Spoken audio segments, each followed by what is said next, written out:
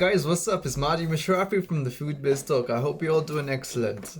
In this video today, I'm going to be talking about this video which I've seen done by Minority Mindset. Losing some of their favorite hometown foods because shutdowns and social distancing measures are making it impossible for some restaurants to stay in business. This restaurant crisis is especially painful to me because I don't drink, I don't smoke, I don't go to bars or clubs, but I love going out to eat at restaurants. That's my version of going out. Me and my friends had this thing before the pandemic where every single week we would go out to a new restaurant, we'd hang out, eat, laugh, and try new foods. But ever since this pandemic started in March, me, like millions of Americans, have not been going to restaurants. For the first few months of this pandemic, I did not eat out at all, which had its benefits because I was saving a ton of money on food, and I also was eating pretty healthy because everything I was eating was home cooked. Then by around August, I started going back to restaurants, not to eat there, but through carryouts. And now every once in a while, I will eat at a restaurant, but it's not the same. I know it's not just me because we have so many major chains around the country going bankrupt. CPK, Sizzler, Bravo, and Ruby Tuesday have all filed for bankruptcy. Restaurant bankruptcies don't just happen in a bubble. They have ripple effects, and I'm going to be talking about them today. But before we do that, I need you to do me a quick favor and smash that thumbs up button below, because the way the YouTube algorithm works, if you don't smash that thumbs up button, then YouTube is much less likely to show you and other people our financial news and education videos. Between March and August, more than 100,000 restaurants closed their doors for good because of this pandemic, and we could see 85% of all independent restaurants shut down for good over the next 6 months to a year. Here's how restaurants work. Restaurants are in the business of making delicious food. I don't know how appetizing that looks, but let's assume that that's some delicious food. Restaurants are in the business of making food, and the median cost to open up a restaurant is $275,000, assuming that you're not owning the building. That's a lot of cash, and a lot of people who are opening up restaurants don't have an extra few $100,000 sitting in their bank account to open up a restaurant and have cash in the bank to support their payroll costs for who knows how long until customers come in. So if you are starting a restaurant and you need $275,000 and you're like most people, what are you going to do?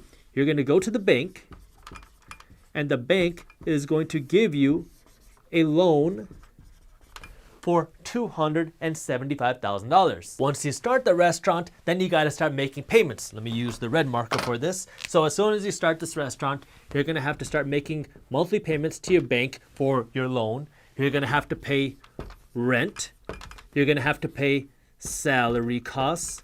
And you're going to have to pay your suppliers for food, because if you want your vegetables and you want your meat and you want your Coke, you want your Pepsi, and you want your ketchup and your mustard, that's a cost you have to pay to suppliers. So every single month or every week or however you're doing it, you're going to have money going out to all of these different costs. The amount of money that you're paying here to your suppliers and food depend on how many customers you have coming into the restaurant, because if you have a lot of happy customers, let's make them very happy, draw a mustache and a beard and a turban, of course. If you have a lot of happy customers coming in and they're ordering a lot of guac, you're gonna need more avocados. If for some reason your customers stop coming in, maybe they stop liking your food, or maybe there's a pandemic and people don't wanna come to your restaurant, or maybe because you have social distancing measures you need to keep so you can't sell as much food, if there are less people coming into your restaurant and eating, so let's put an X here,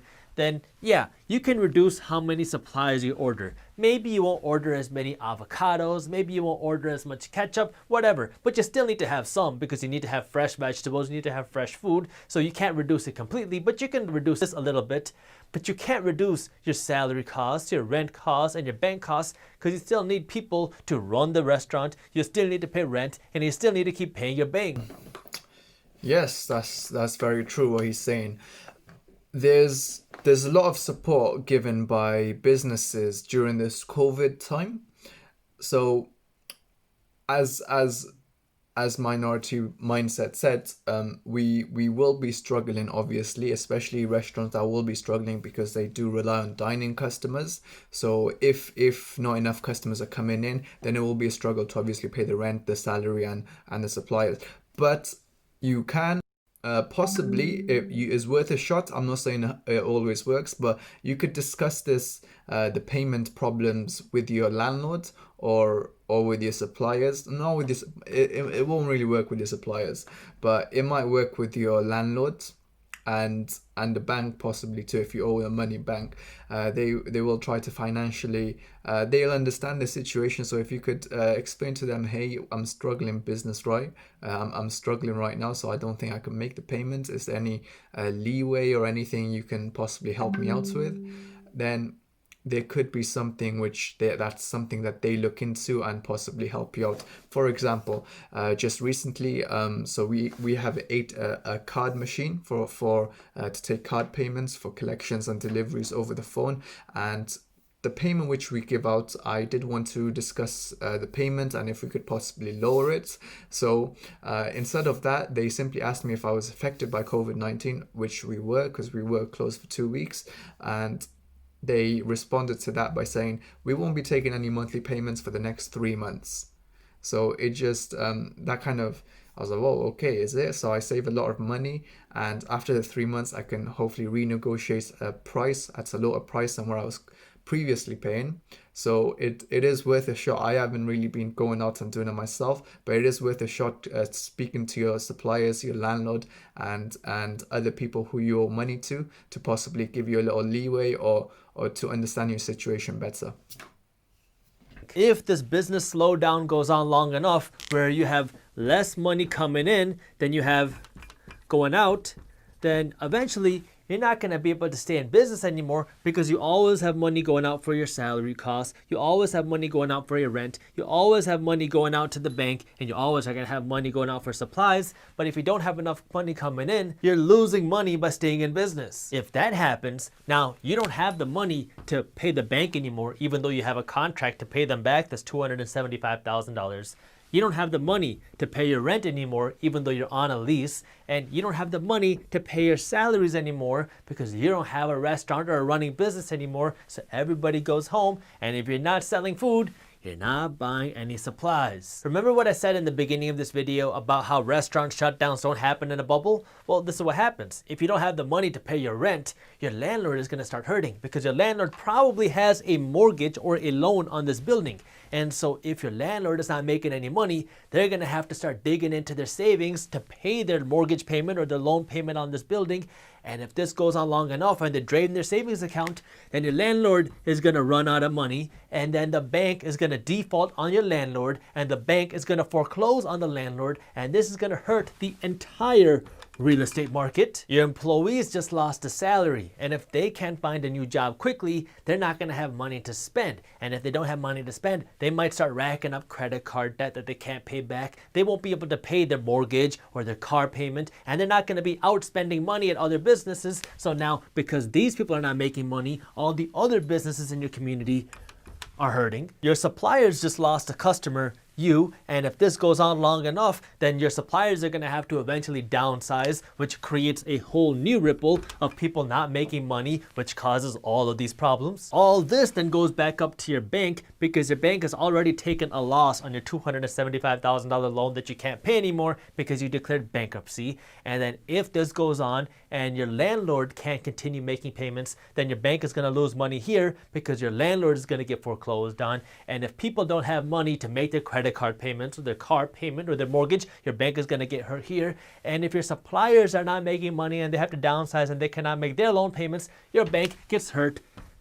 Kind of explain that ripple effect. It's not many of us, we kind of understand it, but not many of us know it into that certain extent of how much it can affect other people. So this guy, so Jaspreet's pretty much put a spot on, bang on, and hopefully it does open a lot of eyeballs and minds on how crucial it is for the restaurant businesses to be in the economy, and how much we contribute to the economy. The reason why you need to understand this is because in 2020 there have been over 100,000 restaurant shutdowns because of this pandemic in just the first 6 months of this pandemic happening. That means this whole cycle of people not spending money at restaurants and restaurants not having money to pay their bank, their rent, their salary, and suppliers has happened more than 100,000 times. We haven't felt the effects of what's going to happen down the line yet because this all happens later, right? This is a ripple effect. This is just the first ripple, and this is what happens later on if this continues to go on. The 2008 crash started with the housing market, but that eventually rippled off into every single industry.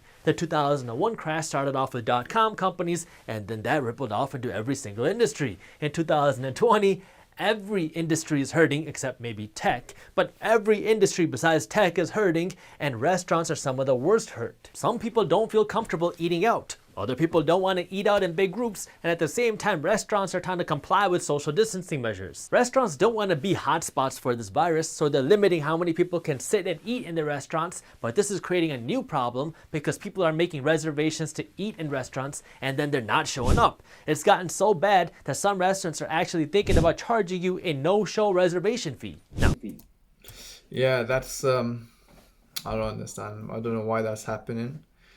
It is a very sad thing, and no, basically I think more restaurants should be asking for deposits when if you do book a table. So ask for upfront deposit, but then at the same time they can't afford to lose that customer because the customer might be turned off by that deposit.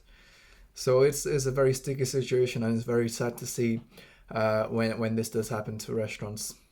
before I get into what this all means for our economy and what you need to know, if you are interested in staying up to date on the top finance and business news like this, the Minority Mindset has a free finance and business newsletter called Market Briefs, where our team breaks down the top finance and business news, and then we show you how this news affects your wallet every morning, Monday through Friday, with our free newsletter. You can subscribe to our free Market Briefs newsletter by clicking the link up here or by clicking the link in the description below. By the way, our financial news emails are separate from our financial education emails. According to Yelp, the majority of small businesses that were temporarily shut down because of this pandemic are now permanently shut down, with restaurants being the hardest hit. Remember, restaurants require you and other people to go inside and eat inside of the restaurants, which means restaurants depend on how much money people have and this pandemic. So the question we have to ask now is, how much longer will this economic crisis last, and how much longer will this pandemic last? It honestly feels like deja vu, because the UK is starting the lockdowns again in England because they've been seeing an uptick in this virus, and so to combat that, they are shutting parts of their country down,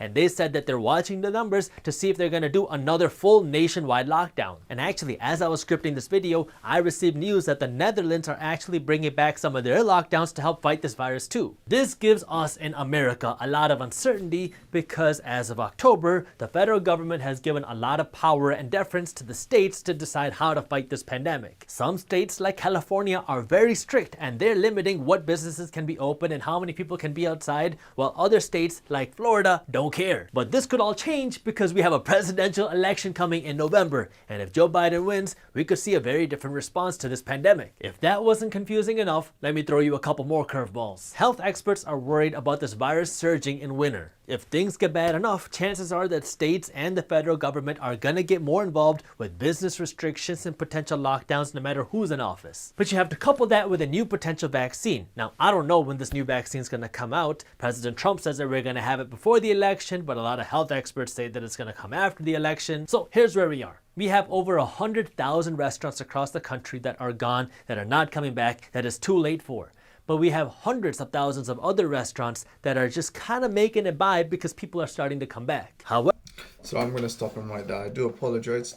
All right. So restaurants that don't have many deliveries or can't get many takeouts should consider going to third-party systems such as Just Eat, Deliveroo, Uber Eats. Make the most out of that. Create their own delivery system inside their restaurant and takeaway, and also create a takeaway menu compared to dine-in menu. So if you haven't got a takeaway menu already, get a takeaway menu, and obviously reduce the prices because it is cheaper. Well, it's actually up to you if you want to reduce the prices, but usually I believe takeaway menus are cheaper than dine-in menus. So yeah, do prepare yourself for takeouts, and I believe it should always be that. And even when dining does come back, with how this COVID thing is going, is very unsure of if it'll stay like that forever. So So do make the most out of the takeout customers and your takeout service. However, the small sign of life could just be one big tease, because if this virus makes another surge, then people might be more scared to go out. We could see more social distance measures. We could see more lockdowns. That means more restaurants closing. But let's focus in on the money for a second, because in early 2020, when this pandemic first started, the federal government created something called the PPP program, or the Paycheck Protection Program, which helps small businesses like restaurants who are struggling stay in business. This PPP program essentially said that we, the federal government, will give you, a restaurant or whatever business you are, free money as long as you use this money to pay your rent, to pay your employees, and pay your regular business expenses to help. So where it affects many businesses. So there are a bunch of grants which you can use to obviously help your business, to assist your business and keep your business afloat. So if you are in need of the grant, then do contact your local authorities, government, council, whatever, and apply for it. Is you can only take out 8 weeks worth of money that you don't have to pay back. So you have this 8 weeks worth of expenses that you have for free, but you also have to use this money to pay your salary for your employees, so you can't fire people or lay them off. This program did a good job at getting money into the hands of businesses that needed it, and naturally there were some people that tried to abuse the program by using this government money for things that let's just say are not business related. Now, this PPP program expired in August. That means if you are a small restaurant that's hurting now, you can't get more free government money. And if you were able to qualify for 8 weeks worth of money in August, that means your money is running dry in October. That means small businesses like restaurants are relying on people like you, customers, to survive. That means the future of restaurants are dependent on two things: this economic crisis, because if people don't have jobs, they don't have money to eat in restaurants, and this health crisis, this pandemic, because if there are more social distancing measures, or if restaurants are forced to lock down, then they're not going to be making any money. So if you're investing in the restaurant space, you need to really understand what's going on and to see how your restaurant is affected by this pandemic,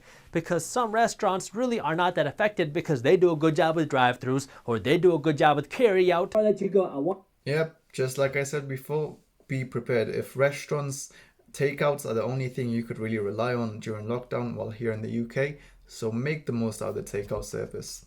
Well, other people in other restaurants don't. Now, before I let you go, I want to tell you that we have just completely upgraded our website, theminority-mindset.com. So if you have not checked it out yet, make sure you do that, because we have just completely redone the entire thing. It's got an awesome new look. That way you can check out all of our articles, and we even created our own community feature. That way you can talk with, chat with, and network with other minority mindset thinkers. So if you haven't checked out our new Minority Mindset website yet, check it out at theminority-mindset.com.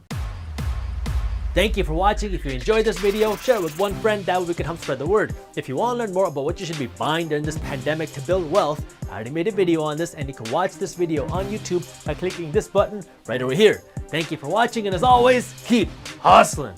We as customers and people of the economy should really take the step needed to help out the restaurant industry and the economy.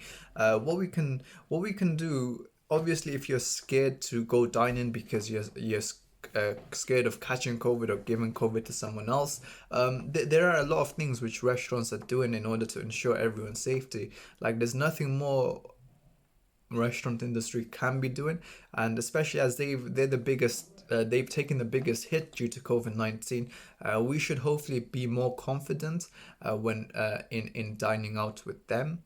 If the right social distancing and if they have the right level of hygiene implemented. So to completely eliminate the fact that I'm not going to go to restaurants because I could get COVID, it does seem kind of unfair on the restaurant side, because I'm guessing there's a lot of people like that and they are scared for their health. So if that is the case, then you can obviously go out and get takeouts, because as I've said before, there's not many sources which shows that you could contract the virus through bags or equipments, etc., or through hot food. So do be more encouraged and more confident, and do help businesses, the restaurant businesses out by possibly, if it does feel right for you to go out and dining in or to get takeouts. And if you do either one of them two, obviously it's not just the restaurant industry that's suffering. Many of the people are scared for their future and for their finances, but if possible, tips can help. Tips can mean a lot for for employees in a restaurant, and sometimes they could rely more on the tips than their wages. If you do tip, try to tip generously, as it might mean a lot to them. Just really with this COVID thing, we just need to be there for each other, and wherever's needed, we should, and hopefully together we can get over this BS. So yeah, that video was really good. It was really insightful. I hope you got something out of it. And Channel a view. his It's channel. Minority Mindset, amazing content. He talks about personal finance as well. So I've been a personal follower of that. And when I seen this video pop up, it was it did grab my attention, and I did watch it, and I did learn a few stuff. So thank you for that video, and until next time, guys, do hit that subscribe button, hopefully, and do hit that like button. I'd really appreciate it. And until next time, peace.